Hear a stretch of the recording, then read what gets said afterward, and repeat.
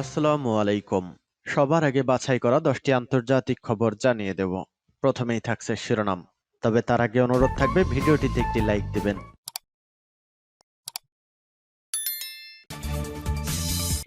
জানিয়ে দিব হাতে থাকা সর্বশেষ আপডেট আন্তর্জাতিক সংবাদ।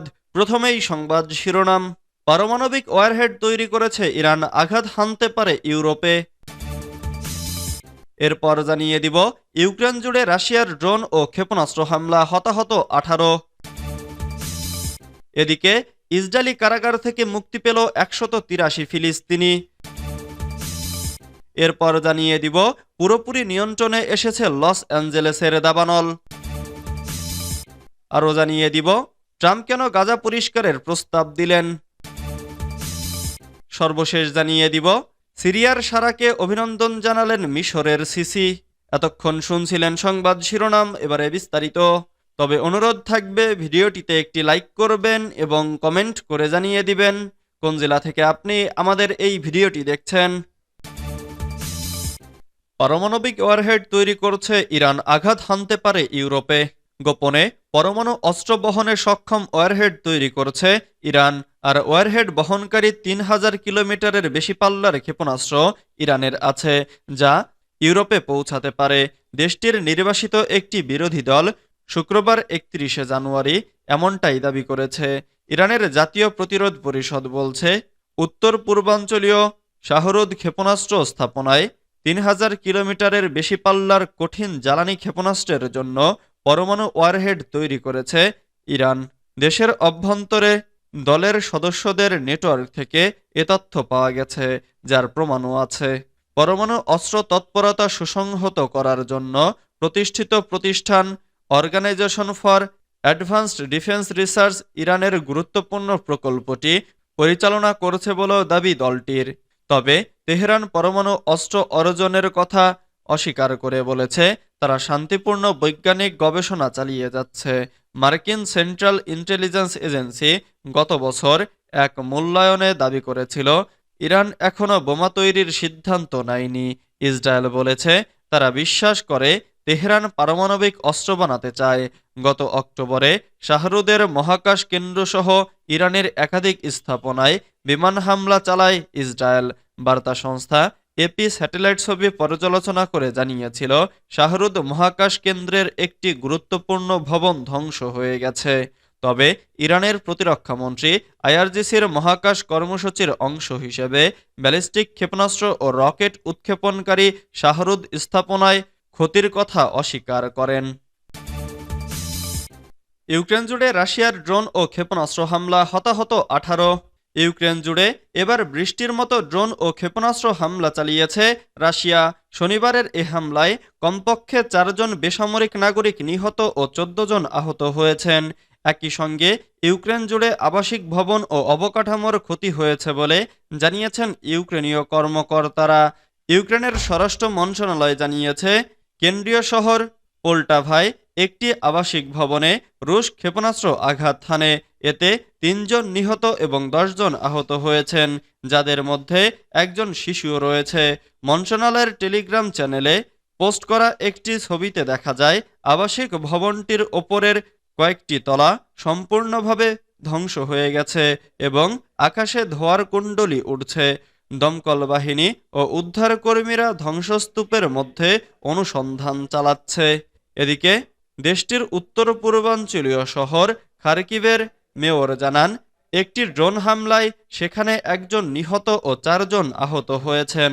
অন্যদিকে দক্ষিণ পূর্বাঞ্চলীয় শহর জাপোরিঝিয়ায়ও রুশ বাহিনীর হামলায় বেশ কয়েকটি ভবন ক্ষতিগ্রস্ত হয়েছে বলে জানিয়েছেন স্থানীয় কর্মকর্তারা।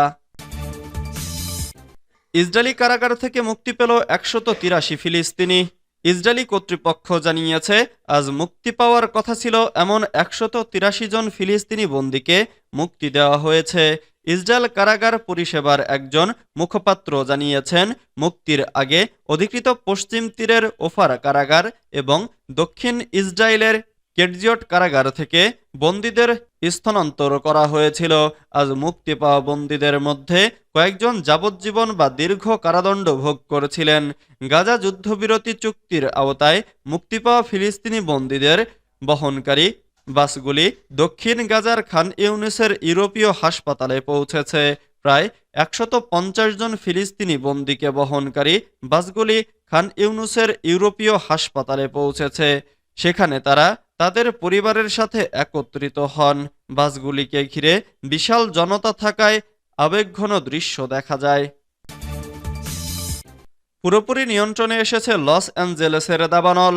লস অ্যাঞ্জেলেসে দুটি ভয়াবহ দাবানল 3 সপ্তাহের বেশি সময় ধরে জ্বলার পর যুক্তরাষ্ট্রের স্থানীয় সময় শুক্রবার দমকল কর্মীরা সম্পূর্ণরূপে নিয়ন্ত্রণে আনার ঘোষণা দিয়েছে।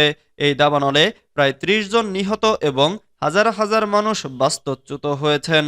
দক্ষিণ ক্যালিফোর্নিয়ার লস অ্যাঞ্জেলস কাউন্টিতে পলিসেডস এবং ইটানের দাবানল ছিল মার্কিন শহরের ইতিহাসে সবচেয়ে ধ্বংসাত্মক দাবানলগুলোর মধ্যে দ্বিতীয়। 150 বর্গ কিলোমিটারেরও বেশি ভূমি এবং 10,000-এর বেশি ঘরবাড়ি পুড়ে গেছে এই দাবানলে। ফলে কয়েক বিলিয়ন ডলারেরও বেশি ক্ষতি হয়েছে। রাজ্যের অগ্নি নির্বাপক সংস্থা ক্যাল ফায়ার শুক্রবার তাদের ওয়েবসাইটে পরিসংখ্যান হালনাগাদ করেছে। তাতে জানানো হয়েছে দাবানলগুলো 100% নিয়ন্ত্রণে। 7 জানুয়ারি থেকে শুরু হয়েছিল এই দাবানল, তবে এখনও দাবানলের কারণ জানা যায়নি। এই সপ্তাহে প্রকাশিত একটি বিশ্লেষণ বলছে জলবায়ু পরিবর্তনের ফলে বৃষ্টিপাত কমেছে, গাছপালাও শুকিয়ে গেছে। দাহ্য ও খরা পরিস্থিতি এবং শক্তিশালী সান্টা আনা বাতাসের কারণেই এই দাবানল এত বিপজ্জনক হয়ে উঠেছে। ট্রাম্প কেন গাজা পরিষ্কারের প্রস্তাব দিলেন? পশ্চিম তীরের জেনিন শরণার্থী শিবিরে বোমা হামলা অব্যাহত রেখেছে ইসরায়েল। সেখান থেকে শুধু গত সপ্তাহেই তারা 15,000 ফিলিস্তিনিকে বহিষ্কার করেছে। তাদের অনেকের ঘরবাড়িও মিটিয়ে দিয়েছে দখলদার বাহিনী। এদিকে আন্তর্জাতিক আইন লঙ্ঘন করে গাজা পরিষ্কারের প্রস্তাব দিয়েছেন মার্কিন প্রেসিডেন্ট ডোনাল্ড ট্রাম্প। সেখানে এখনও 15 লাখ ফিলিস্তিনি রয়েছে। ইসরায়েলি গণহত্যা থেকে কোনো মতে বেঁচে গেছে তারা। ট্রাম্প তাদেরকে মিশর, জর্ডান কিংবা ইন্দোনেশিয়ায় পাঠাতে চান। এদের সংখ্যা জেনিন থেকে বাস্তুচ্যুতদের থেকে অন্তত 100 গুণ বেশি। সিরিয়ার সারাকে অভিনন্দন জানালেন মিশরের সিসি। মিশরের president Abdel Fattah al CC সিরিয়ার নতুন প্রেসিডেন্ট আহমেদ আল সারাকে অভিনন্দন জানিয়েছেন। বুধবার সিরিয়ার বিদ্রোহী দলগুলো সারাকে প্রেসিডেন্টের দায়িত্ব দেয়। এক বিবৃতিতে সিরিয়ার জনগণের আকাঙ্ক্ষা অর্জনে তারা সাফল্য কামনা করেছেন সিসি। সারা গত বছরের শেষ দিকে সিরিয়ার সাবেক প্রেসিডেন্ট বাশার আল আসাদের পতনের অভিযানে বিদ্রোহী আক্রমণের নেতৃত্ব দেন। সারা আসাদ পতনের পর পশ্চিমা বিশ্ব তাকে ধীরে ধীরে সমর্থন জানাতে শুরু করেছে। পশ্চিমা ঘনিষ্ঠ হিসেবে পরিচিত সিসির এই স্বীকৃতিও তাই বিশেষ গুরুত্ব বহন করেছে। মধ্যপ্রাচ্যে ব্যাপক প্রভাব বিস্তারকারী এবং যুক্তরাষ্ট্রের ঘনিষ্ঠ মিত্র এই সর্বাধিক জনবহুল আরব রাষ্ট্রে সিসি ইসলামপন্থীদের উপর কঠোর ব্যবস্থা গ্রহণ করেছেন।